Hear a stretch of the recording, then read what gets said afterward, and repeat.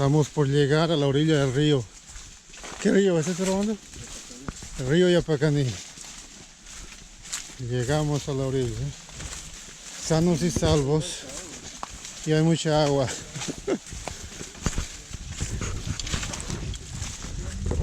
El líder, creo. No, viejo él.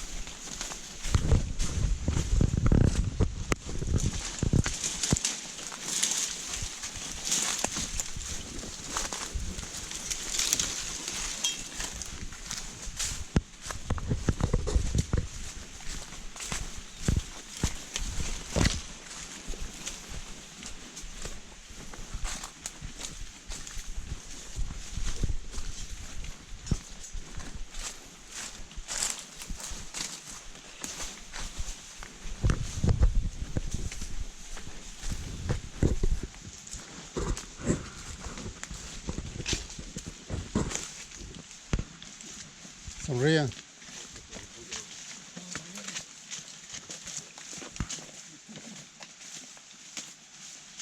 No te quedé, pues.